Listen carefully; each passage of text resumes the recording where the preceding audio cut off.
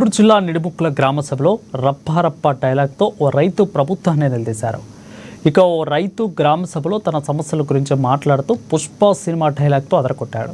ప్రభుత్వానికి మా భుజాలు ఇస్తాం, మళ్ళీ ప్రభుత్వం మారితే మా పరిస్థితి ఏమిటో చెప్పాలి అంటూ ప్రశ్నించారు.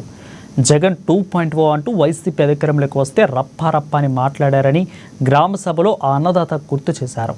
ఇప్పుడు భూమి ఇస్తాను, మరలా టీడీపీ ప్రభుత్వం రాకపోతే వైసీపీ వస్తే మా పని రప్పారప్ప ఎగా అంటూ కూడా రైతు వాపోయారు. దీంతో మాట్లాడిన గుంటూరు జిల్లా వ్యాప్తంగా సంచలనంగా మారాయి. మీరు ఇప్పుడు ఏమంటున్నారంటే అక్కడ 5 సంవత్సరాలు కౌంట్ మించారు. ఎందుకంటే లాస్ట్ 5 ఇయర్స్ వర్క్ ఓకే. ఈ ఫోన్ నుంచి ఇప్పుడు మారితే మా పరిస్థితి ఎందుకంటే చూసాం ఆల్రెడీ 5 ఇయర్స్ చూసాం. మేము ధర్నాలు చేసాం, అంతా చేసాం. మమ్మల్ని ఎవరు పట్టించుకున్నారు? అపోజిషన్లో అప్పుడు చంద్రబాబు గారు, శ్యామ్ కుమార్ గారు ఒకే భరోసా ఇచ్చారు. రేపు ఇప్పుడే వాళ్ళు రప్ప అంటున్నారు. 2.0 రప్ప అంటున్నారు. మమ్మల్ని రప్ప చేస్తే మాకెవరు భరోసా ఇస్తారు?